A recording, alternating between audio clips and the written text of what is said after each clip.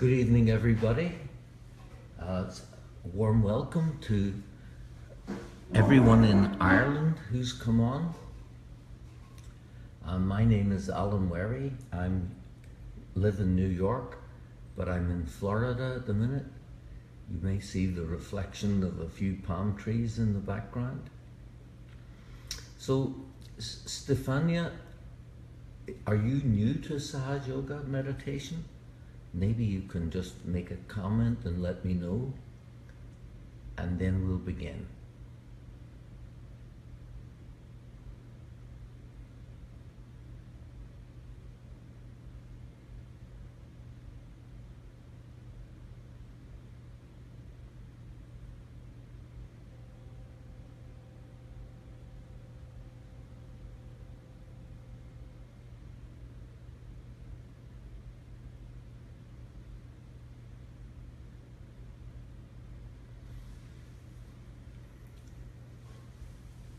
So, what is the essence of Sahaja Yoga? And why is it different from any other form of meditation or yoga?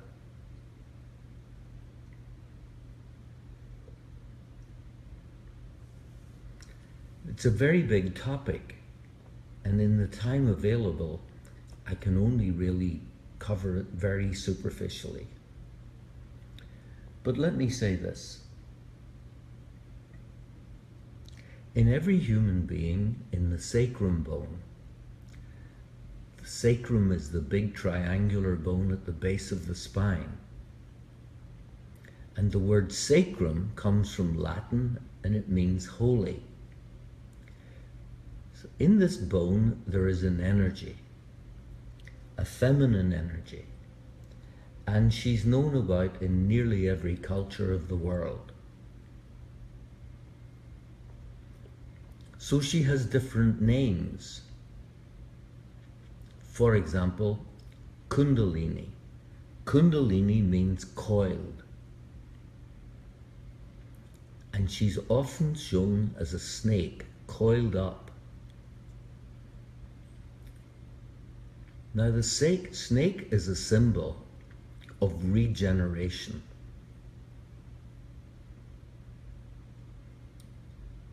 The snake sheds its skin. It's symbolic about us moving from one level of consciousness to a higher level of consciousness. And that's the essence of what Sahaja Yoga is. It's actually an important step in the evolution of mankind. And it's known as such in the ancient Vedic literature. The state that we become is called Turiya. It means the fourth state of consciousness. And it happens when this energy in the sacrum bone is awakened and connects at the top of our head to the divine power of the universe, whatever you want to call that, Mother Nature, God, whatever term you feel comfortable with. So that connection is the beginning of this process in which we become the spirit. Now, most people are discernibly not in control of themselves.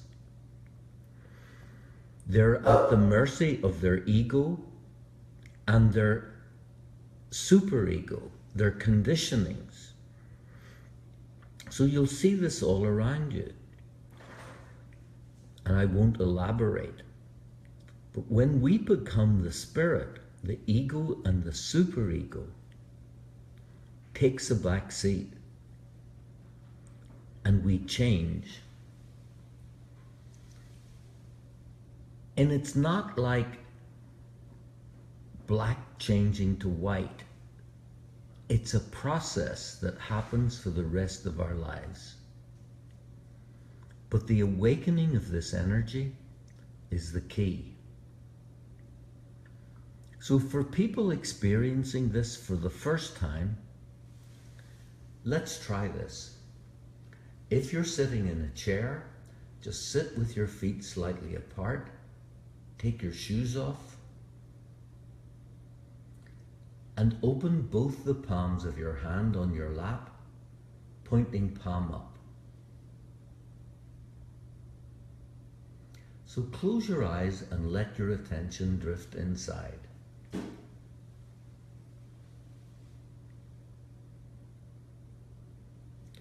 The dog you might have heard barking is called cheetah, and it's not a reflection of the animal in Africa that runs very fast.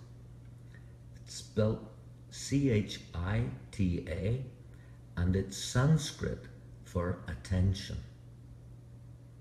And it's the attention that gets enlightened. So let your attention just drift inside.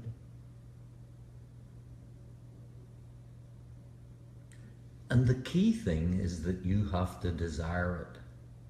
Nobody can force this on you.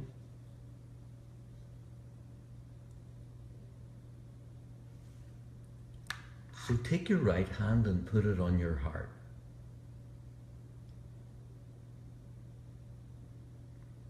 And in the heart resides the spirit. So ask of this energy in the sacrum bone, ask the question 3 times. Am I the spirit?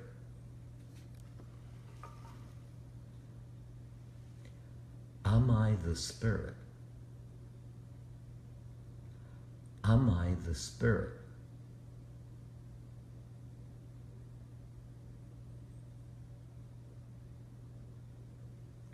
Let your right hand drop a wee bit until it's at the top of your stomach, just slightly to the left of the solar plexus. And here ask the question, am I my own master? Or you could say guru. Guru means teacher. Am I my own master? 3 times.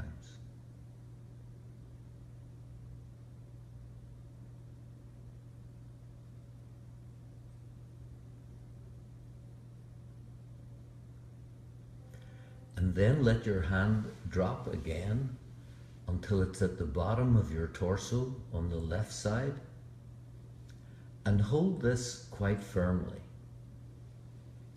And say about 6 times, please let me have the pure knowledge. Please let me have the pure knowledge.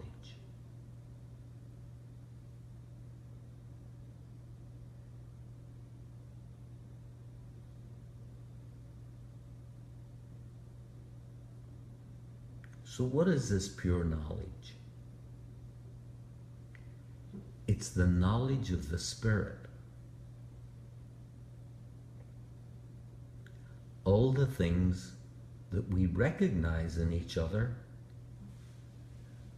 but where science, psychology, etc., has found no means of measuring. So we're talking about things like wisdom,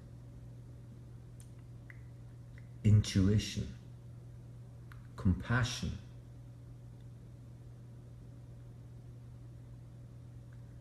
things we could recognize, see in another,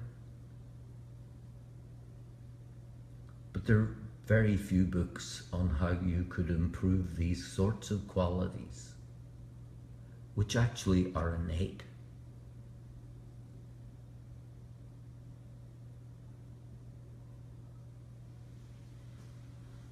Now, if you ever read Tolstoy's last great novel, which is called Resurrection, it was a novel he got thrown out of the Russian Orthodox Church for writing. In it, he says that there's like a river flowing through us, through our bodies. And for example, in some people, the part of the river that's generosity is a dirty little trickle, barely flowing at all. And in other people, it's a great gushing torrent of clean water. And so the same would be true of compassion and wisdom, the sort of qualities that we're talking about. And in asking for this, please let me have the pure knowledge. This river, if you like, starts to flow. So now bring your hand back up to the top of your stomach, just underneath the rib cage on the left side. And here say about 10 times, please let me be my own master or guru.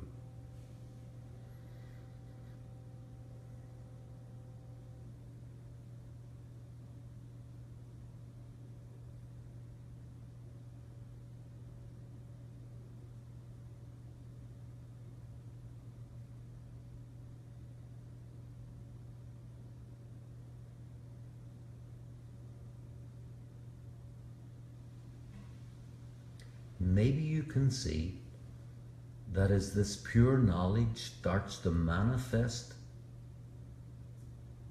your ego, your superego will indeed take a back seat,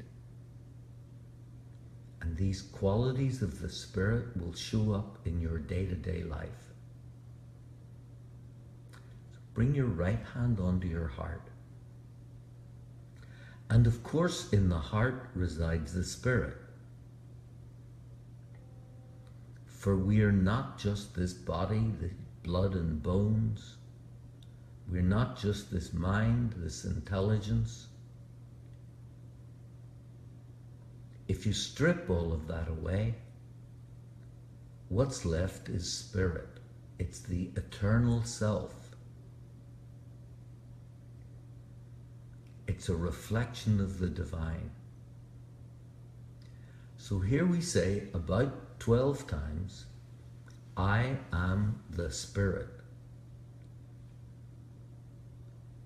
I am the spirit.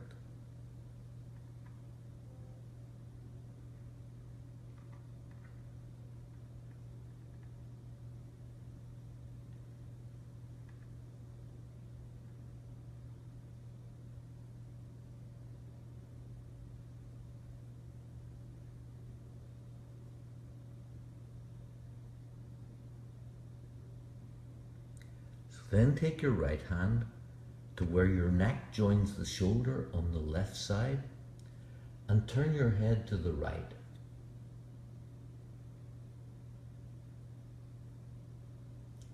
And this is a center that causes all sorts of problems in Ireland, in America, because we feel guilty. So about 16 times say, I am not guilty. For as we become the spirit, this guilt we feel is irrelevant. 16 times, I am not guilty.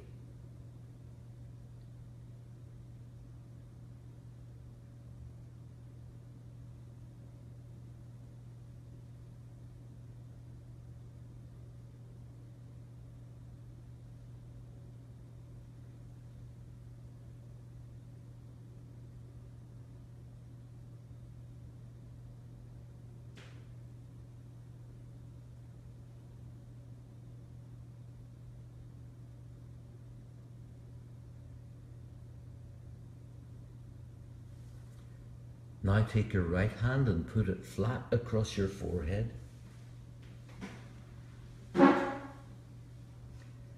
And say a couple of times, I forgive everyone in general, including myself. I forgive everyone in general, including myself. Don't think about why you should not forgive, who you don't want to forgive. At this stage, just say the words. Even if you don't entirely mean it, just say, I forgive everyone, including myself. It's the beginning of a process. And after all, you're not doing anything. You're just sitting here on the ground or on a chair. What are you doing? But just say the words. And freedom from when you forgive is the true freedom, because you break the bonds between yourself and the people who did you harm. It's true liberation. And then take your right hand and put it on the back of your head. Let your head fall back into the palm and say, if I've made any mistakes against my spirit, please forgive me. If I've made any mistakes against my spirit, please forgive me. And then take your right hand and put it palm down on the top of your head, the place that was soft when we were babies, and press down quite firmly. Rotate the skin on the top of your head in a clockwise direction. And if you're new to doing this, you could say 7 times, please let me have my yoga, or my self-realization. And if you've been doing it for a while, you can say, please establish my yoga, or my self-realization.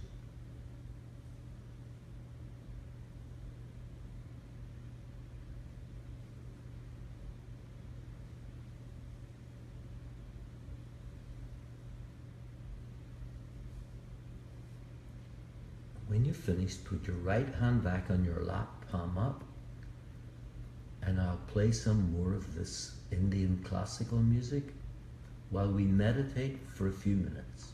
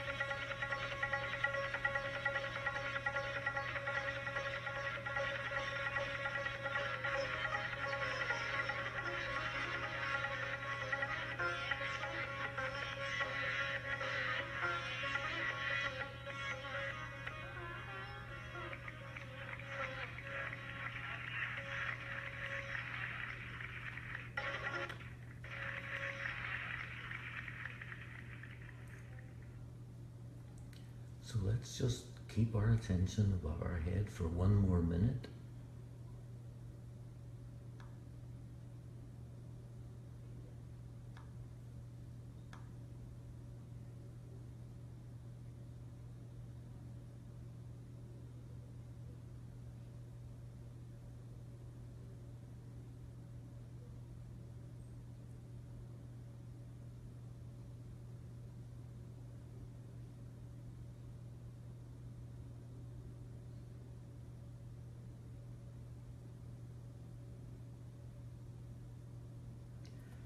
So if you've been doing this for some time and you know how, let's just raise our Kundalini and give ourselves a band down.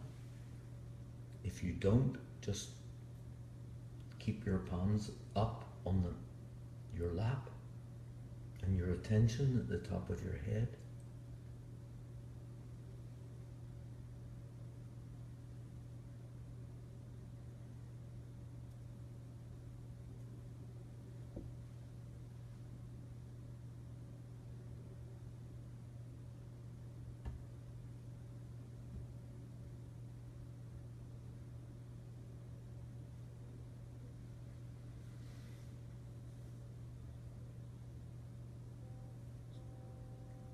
So you might wonder why I tend to play Indian classical music every week. It's because it has beautiful vibrations, and each of these ragas stimulates one of the chakras. That's Rag Yaman that we just played, and I forget which chakra it stimulates. Maybe somebody will tell me. So there's a vibrational reason, there's a practical reason. A couple of weeks ago I played some of Bach's Goldberg variations, and Facebook wouldn't post the meditation because it's a copyright issue, and the same with YouTube. So I'm tending to play you music which was recorded live in India and isn't subject to copyright. So for those of you who are new, if you look at the group Meditation Online Ireland or Meditation Online New York, you'll see under Files, so there's a list of discussion, members, events, videos, photos, and then Files. If you click on Files, you'll find that you can download material there, for example, how to meditate at home, or there's a chakra chart where you'll start to get involved and feeling tingling on your fingers and being able to relate that to various chakras. If you have any questions, don't hesitate to ask. There are no bad questions. And I promise you, I will do my best to answer them, because somebody did for me what I'm hopefully doing for you. So it's a circle. It's a candle lighting another candle. Okay? So all the best. Have a great week, and I'll look forward to meditating with you at the same time next Wednesday.